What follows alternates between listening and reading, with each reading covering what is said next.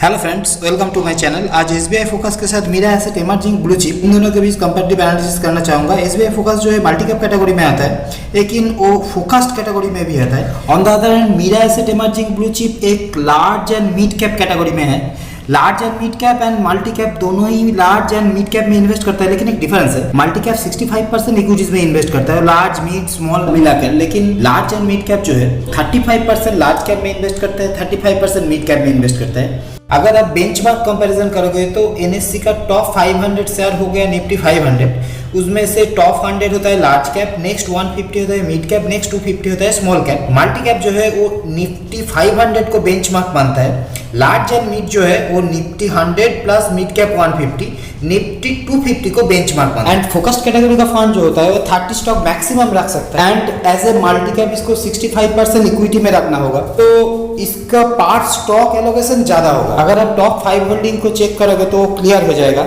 HDFC छोड़ के उसका कोई कॉमन स्टॉक नहीं है टॉप 5 में। फिर भी ओवरलैपिंग को हम बाद में डिटेल में डिस्कस करेंगे। One more thing, SBI focus का एक फॉरेन एलोकेशन है 7% अल्फाबेट। पहले तो दोनों फंड की परफॉर्मेंस को ओवरलैप कर लेंगे, फिर पोर्टफोलियो की डिफरेंट एंगल से समझना चाहेंगे दोनों के बीच डिफरेंस सिमिलरिटी क्या है, दोनों का मार्केट बिहेवियर कैसा है। एंड वन मोर इंटरेस्टिंग हम देखेंगे, फोकस्ड एज ए कैटेगरी उसका बेंचमार्क रिलेशन अच्छा नहीं होता है। क्यों नहीं होता है उसके ऊपर हम चर्चा करेंगे, और देखेंगे ओवरलैपिंग वाला मामला, तो फंड क्या एक साथ पोर्टफोलियो में रह सकता है वो हम देखेंगे आगे। तो पहले देखते हैं फंड वर्सेस फंड, फिर देखेंगे फंड वर्सेस उसका बेंचमार्क। तो देखते हैं Mirae asset emerging versus SBI focus. तो 1 ईयर में मीरे बेटर, 3 ईयर में एसबीआई फोकस बेटर, 5 ईयर में अगेन मीरे बेटर। और एक चीज़ देखो, 1 ईयर 3 ईयर में जब मार्केट गिरा तो मीरे ज़्यादा गिर गया। ये वोलेटिलिटी वाला इशू भी देखेंगे, लेकिन उससे पहले बेंचमार्क कंपैरिजन कर लेते हैं। अगर आप देखोगे मीरे एसेट का बेंचमार्क जो है और लार्ज एंड मिड 250 है, 1 year 5 year and since Inception ये अपने बेंचमार्क को क्लियरली बीट कर रहा है। आप देखते हैं एसबीआई फोकस को, इसका बेंचमार्क है एसपी बीएससी 500 टीआरआई, जो एक ब्रॉड बेंचमार्क है, लेकिन 1 ईयर में नहीं बीट नहीं कर रहा है। 5 ईयर में पहले देखो बीट नहीं कर पा रहा है। सिंस इंसेप्शन भी एक प्रॉब्लम है एसबीआई फोकस के साथ। सो क्वेश्चन इज, हर एक फोकस कैटेगरी का फंड क्या सेम प्रॉब्लम फेस कर रहा है? अगर आप सर्च करोगे बेस्ट फोकस्ड फंड तो ये लिस्ट आपको मिल जाएगा। IIFL, Axis, SBI, Sundaram, Principal, Motilal Oswal, ICICI, Aditya Birla. इसमें से अगर आप देखोगे तो Axis, Sundaram, Principal, Motilal Oswal and Aditya Birla ये मल्टी कैप की बेंचमार्क को फॉलो करता ही नहीं है। ये फॉलो करता है निफ्टी 50 को, जो एक्चुअली एक लार्ज कैप का बेंचमार्क होता है, और टॉप 50 कंपनी उसमें रहता है। लेकिन अगर आप देखोगे तो एसबीआई एंड आईसीआईसीआई ये दोनों फंड एक्चुअली वो ब्रॉड इंडेक्स जो मल्टी कैप का इंडेक्स होता है 500 स्टॉक वाला बीएसपी बीएससी 500, इसको फॉलो करता है। एंड आईआईएफएल वो फॉलो करता है बीच का एक बेंचमार्क जो है बीएससी 200। अगर आप डिटेल देखोगे तो जो निफ्टी 50 को एज ए बेंचमार्क फॉलो कर रहा है वो अपने बेंचमार्क को बीट कर रहा है कंसिस्टेंट। जो focused fund broad benchmark follow कर रहा है उसका रिलेशन बेंचमार्क के साथ अच्छा नहीं है। आईआईएफएल को देखो, आईआईएफएल वो बीच का बेंचमार्क फॉलो कर रहा है 200 स्टॉक वाला, इधर प्रॉब्लम है, क्लियरली वो बीट नहीं कर पा रहा है। ICICI focus and SBI focus वो बीएससी का 500 जो ब्रॉड बेंचमार्क है वो फॉलो कर रहा है, लेकिन इधर भी प्रॉब्लम है। जितना ब्रॉड बेंचमार्क को फॉलो करेगा एक फोकस्ड फंड, उधर अंडर परफॉर्मेंस बढ़ेगा, क्योंकि एक फोकस्ड फंड के पास लिमिटेड ऑप्शन होता है स्टॉक सिलेक्शन को, 30 लिमिटेड स्टॉक को रख सकता है। एक मिड कैप अगर लिया तो एलोकेशन ज्यादा करना पड़ेगा, 5 स्टॉक एलोकेशन उसका ज्यादा है तो फंड ज्यादा वोलेटाइल हो जाएगा।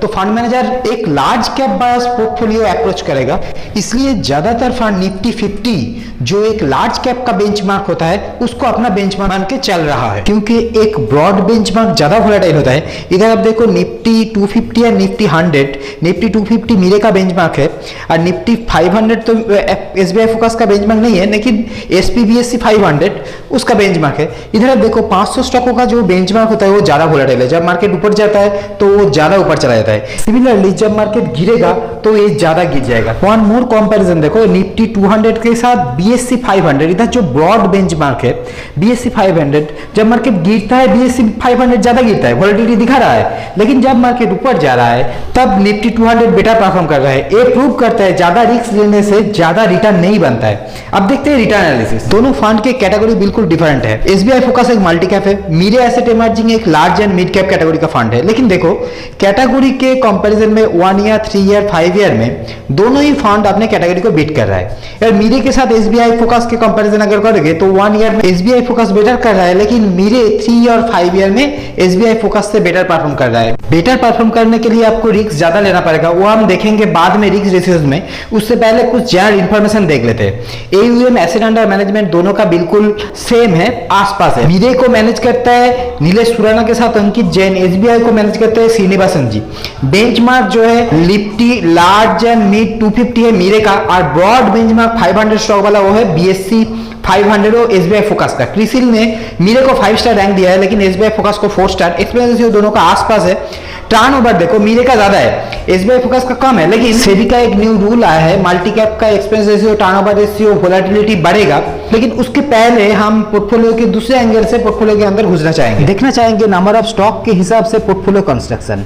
मीरे एक large and mid cap category का फंड है, इसके पास 58 स्टॉक। SBI फोकस के पास 25 स्टॉक है, मैक्सिमम 30 स्टॉक रख सकता था। टॉप 5 एंड टॉप 10 एलोकेशन अगर आप देखोगे तो SBI फोकस का फोकस स्ट्रेटेजी आपको क्लियर हो जाएगा। लेकिन SBI फोकस के फोकस स्ट्रेटेजी के साथ उसका रिस्क कैसा है, मीरे का डाइवर्सिफाइड अप्रोच के साथ उसका रिस्क कैसा है, वो हम देखेंगे रिस्क रेशियोज में। तो पहले मीन को चेक कर लेते हैं। मीन का मतलब एवरेज रिटर्न, इधर मीरे क्लियरली आगे है। HD और बीटा इंडिकेट करता है वोलेटिलिटी को। अगर आपका फंड रिटर्न सेम दे रहा है तो आप लोअर वोलेटिलिटी वाला फंड चूज करना चाहोगे। तो इधर देखो मीरे का वोलेटिलिटी ज्यादा है, SBI फोकस का वोलेटिलिटी कम है, क्योंकि ये फोकस कैटेगरी का फंड है, ये लार्ज कैप बायस है। अब देखो शार्प और अल्फा को। शार्प कहता है आपका फंड रिटर्न जनरेट करने के कितना रिस्क लिया, इधर हायर इज बेटर होता है तो मीरे बेटर है।